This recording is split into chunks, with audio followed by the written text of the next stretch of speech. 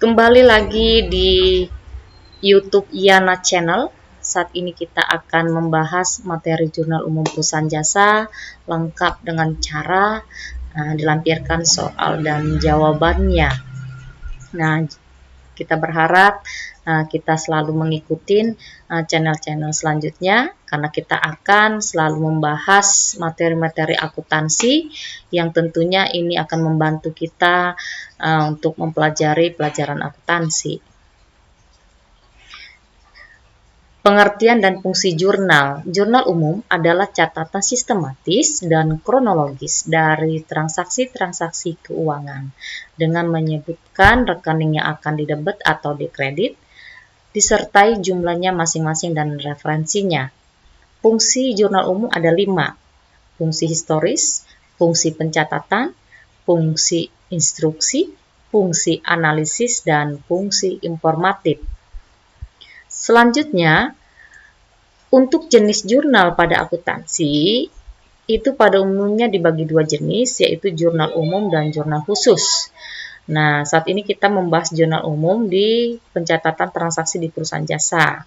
Perlu dipahami, jurnal khusus itu digunakan untuk transaksi di perusahaan dagang. Nah, ini kita lampirkan sekilas untuk mengenai bagan rekening. Tentunya kita harus memahami nama-nama rekening yang tentunya membantu kita untuk mencatat transaksi-transaksi. Nah, yang tentunya akan kita pindahkan ke dalam bentuk jurnal umum. Nah, ini saldo normal akun yang harus kita pahami dan kita ingat selalu. Karena ini modal kita untuk mengerjakan pencatatan transaksi di akuntansi. Nah, kita analisa ya. Harta bertambah di debit, harta berkurang di kredit. Saldo normal debit. Utang berkurang debit, utang bertambah kredit. Saldo normal kredit. Modal berkurang debit, modal bertambah kredit, saldo normal kredit. Pendapatan berkurang debit, pendapatan bertambah kredit, saldo normal kredit.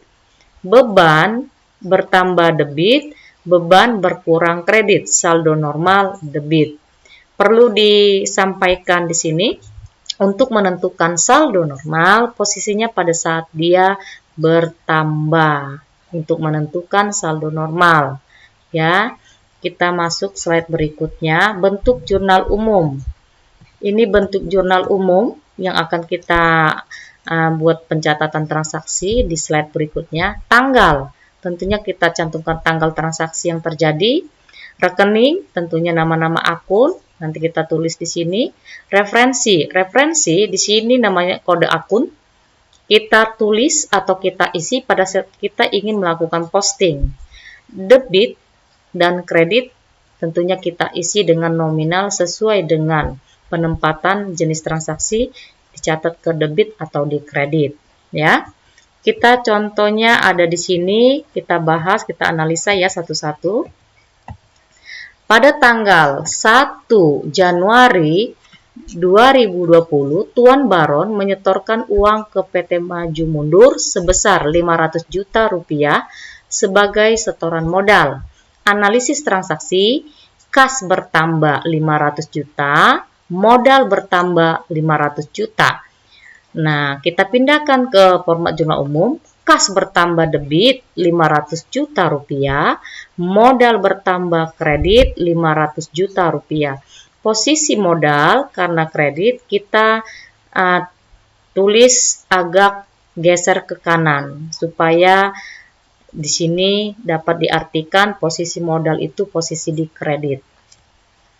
Selanjutnya, pada tanggal 5 Januari 2020, perusahaan membeli sebuah mobil seharga 100 juta rupiah secara tunai. Analisis transaksi, kendaraan bertambah 100 juta rupiah, kas berkurang 100 juta rupiah. Sehingga penempatan di jurnal umum, kendaraan debit 100 juta rupiah, kredit kas 100 juta rupiah. Selanjutnya, transaksi pada tanggal 10 Januari 2020 membeli mesin fotokopi secara kredit.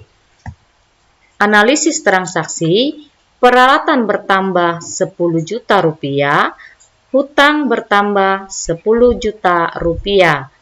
Penempatan di jurnal umum, peralatan debit 10 juta rupiah, hutang bertambah kredit 10 juta rupiah. Transaksi berikutnya pada tanggal 15 Januari 2020 dibayar beban telepon sebesar 500.000. Analisis transaksi, beban telepon bertambah 500.000, kas berkurang 500.000.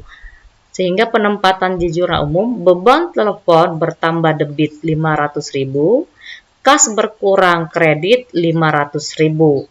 Ya. Transaksi berikutnya, tanggal 18 Januari diterima pendapatan dari jasa fotokopi sebesar 1 juta rupiah. Kas bertambah 1 juta rupiah, pendapatan bertambah 1 juta rupiah. Sehingga kita pindahkan ke jurnal umum, kas didebit 1 juta rupiah, pendapatan bertambah kredit 1 juta rupiah. Pada tanggal 26 Januari, pembayaran asuransi sebesar 550.000. Analisis transaksinya, beban asuransi bertambah 550.000, kas berkurang 550.000. Sehingga dicatat di dalam bentuk jurnal umum, beban asuransi debit 500.000, kas berkurang kredit 550.000. Nah, ini transaksi selanjutnya pada tanggal 28 Januari 2020, perusahaan telah menyelesaikan jasa fotokopi sebesar 2 juta rupiah, tetapi uangnya belum diterima, sehingga menimbulkan piutang bertambah dan pendapatan bertambah 2 juta rupiah.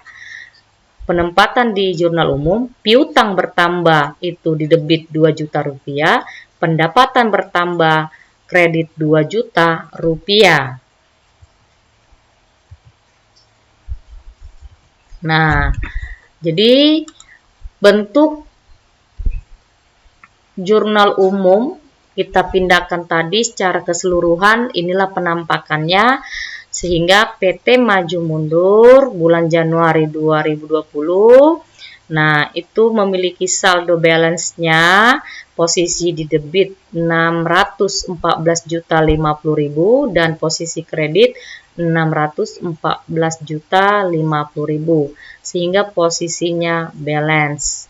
Nah, itu ya, demikian pembahasan kita mengenai jurnal umum. Semoga ini bermanfaat dan membantu bagi kita yang ingin mempelajari pelajaran akuntansi tentunya. Tetap semangat belajar ya. Terima kasih. Nonton terus YouTube Yana Channel biar kita mempelajari pelajaran akuntansi selanjutnya.